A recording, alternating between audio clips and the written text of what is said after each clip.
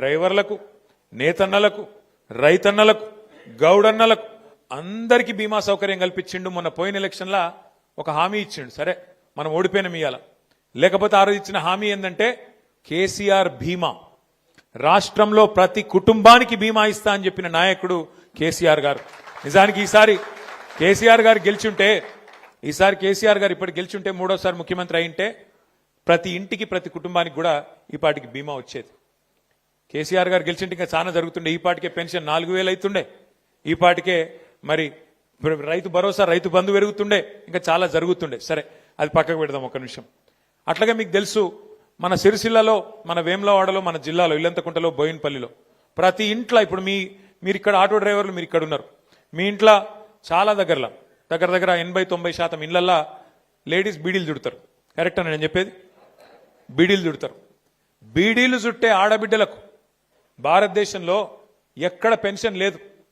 బీడీలు చుట్టే ఆడబిడ్డలు 4.5 లక్షల మందికి ఇవాళ 2,000 రూపాయల పెన్షన్ ఇస్తున్న ఒకే ఒక్క నాయకుడు మన నాయకుడు కేసీఆర్ గారు అన్న మాట నేను గుర్తు చేస్తున్నా. ఎందుకు చెప్తున్నా అంటే కేసీఆర్ గారు కార్మిక పక్షపాతి. ఆయన మొదటి నుంచి కార్మికులకు అండగా నిలబడ్డ వ్యక్తి. ఏ రంగమైనా నేతన్న కావచ్చు, గీతన్న కావచ్చు, ఆటో అన్న కావచ్చు, లేదా బీడీలు చుట్టే ఆడబిడ్డ కావచ్చు, అందరినీ కడుపులో పెట్టుకొని చూసుకున్నాడు కేసీఆర్ గారు. సరే ఇవాళ అట్లాంటి కేసీఆర్ గారిని మనం గవర్నమెంట్లో కాపాడుకోలేకపోయినాం. అది మన బ్యాడ్ లక్. కానీ ఇవాళ 2 ఏళ్ళు అయిపోయింది. అందరికి అన్ని విషయాలు అర్థమవుతున్నాయి. ఇప్పుడు వీళ్ళు వాళ్ళని కాదు, ఎక్కడైనా సరే అందరికి అన్ని విషయాలు అర్థమైనాయి. మార్పు అని చెప్పి మోసం ఎట్లుంటుందో అర్థమయ్యింది. మార్పు అంటే ఇప్పుడు ఎదురు చూస్తాను అందరు. ఎప్పుడు ఎలక్షన్ వస్తుందా, ఎప్పుడు మళ్ళా కేసీఆర్ గారిని తిరిగి తెచ్చుకుందామా అనే ఆలోచన ఇలా తెలంగాణలోని ప్రతి బిడ్డకు, ప్రతి కుటుంబంలో ఉండే ప్రతి అన్నకు, ప్రతి తమ్మునికి ఉన్న మాట వాస్తవం. ఇంకొక మాట నేను మీకు గుర్తు చేస్తున్నా. నేను మొన్న జూబ్లీహిల్స్ ఎలక్షన్ అయింది. నేను ఆడ ప్రచారం చేస్తున్నా. ఒకరోజు మీ ఆటో అన్నలకు అండగా నిలబడాలి, ఈ ప్రభుత్వానికి సిగ్గొచ్చేటట్టు ఒకరోజు అందరం కలిసి ఆటో ఎక్కుదాం, ఎక్కి ఆ ఆటో అన్నలతో వాళ్ళ స్థితిగతుల గురించి మాట్లాడదాం. మరి 162 మంది ఇప్పటికే ఆత్మహత్య చేసుకున్నారు. ఒక మా తమ్ముడు సతీష్ లెక్క ఇంకా కొంతమంది సరే ఆ ఆత్మహత్య ప్రయత్నం చేసి కూడా అదృష్టం బాగుండి బతికినరు. అట్లా ఎంతో మంది ఆగమాగం అయిపోయినరు జీవితాలు. వాళ్ళకు అండగా నిలబడాలి, ప్రభుత్వానికి సిగ్గు తెప్పియాలని చెప్పి హైదరాబాద్లో నేను కూడా ఆటో ఎక్కితే గమ్మత్ కథ ఇది, మీరు వినాలి. ఎంత గమ్మత్ అంటే నేను ఆటో ఎక్కిన. ఆయన అడిగిన, బాయ్సాబ్ ఏం బాయ్సాబ్ నీ పేరేంది అన్న. సార్ నా పేరు మష్రత్ అలీ సార్ అన్నాడు.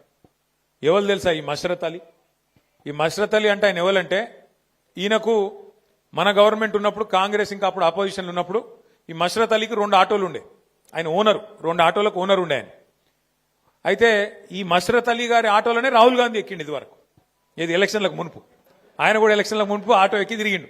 మీకు ఇది ఇస్తాం, అది ఇస్తాం, నెలకు 1000 రూపాయలు ఇస్తాం, అల్లం బెల్లం అని మాటలు చెప్పి రాహుల్ గాంధీ, ఏదో రేవంత్ రెడ్డి చెప్పిన మాట కూడా కాదు, రాహుల్ గాంధీ చెప్పిండు మీకు మంచి చేస్తాం, మమ్మల్ని గెలిపియండి అని. ఇదే మష్రత్ అలీ ఆటో ఎక్కిండు. అయితే ఆ బాయ్సాబ్తో మాట్లాడుకుంటే నేను పోతున్నా.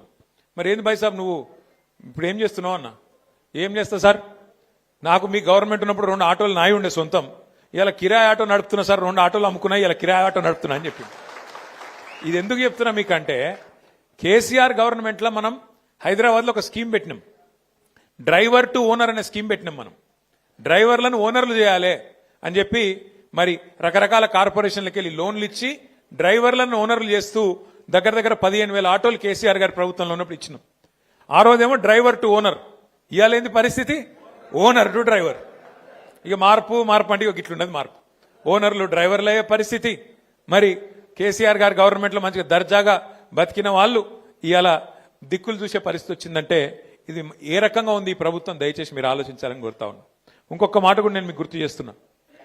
ఇవాళ ఏ ఒక్క వర్గం కూడా ఈ రాష్ట్రంలో కాంగ్రెస్ చేతిలో, రేవంత్ రెడ్డి చేతిలో, రాహుల్ గాంధీ చేతిలో మోసపోని వర్గం ఒక్కటి కూడా లేదు.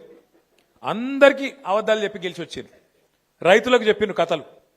కేసీఆర్ 10,000 ఇస్తుండా, నేను 15,000 ఇస్తా. కేసీఆర్ 1,00,000 రూపాయలు రుణం మాఫీ చేసిండా, నేను 2 లక్షలు చేస్తా. కేసీఆర్ కౌలు రైతులను పట్టించుకుంటలేడు, నేను కౌలు రైతులకు కూడా రైతు బంధు ఇస్తా. అసలు రైతుకి ఎంత ఇస్తానో కౌలు రైతు కూడా గంతే ఇస్తా అని 22 లక్షల మంది కౌలు రైతులకు ఉత్తరం మరీ రాసిండ్రు. పంటల మీద బోనస్ ఇస్తా అన్నాడు, 500 రూపాయలు క్వింటాల్కు బోనస్ అన్నాడు. ఒక్కటన నెరవేర్చిండా ఇప్పటికీ? రైతు రుణమాఫీ గాలే, ఏదో అరకొర చారణ చేసిండు బారాన గాలే. నేను ఉత్తగానే అంటలేను, అది కూడా అగాధం అంటలేను. 50,000 కోట్లు మొత్తం కావాలంటే రైతు రుణమాఫీ 2,50,000 కోట్లు, వీళ్ళు కట్టింది 12,000 కోట్లు. అయిపోయింది అంటారు. దానికి ఇక దేవుళ్ళ మీద ఒట్లు, ఏమలావాడకు వచ్చి రాజన్న మీద ఒట్టు, యాగిగుట్ట పోయి లక్ష్మీనరసింహస్వామి మీద ఒట్టు, ఈ రకంగా మొత్తం రాష్ట్రంలోని అన్ని దేవుళ్ళ మీద, అందరి దేవుళ్ళ మీద ఒట్టేసి ఆ మాట తప్పి ఆఖరికి రైతులను ఆ రకంగా మోసం చేసిండ్రు. పిల్లలకు చెప్పిండ్రు, ఆడపిల్లలకు మగపిల్లలకు చదువుకున్న వాళ్ళకు మీరు 2 ఉద్యోగాలు ఊడగొట్టుండ్రి.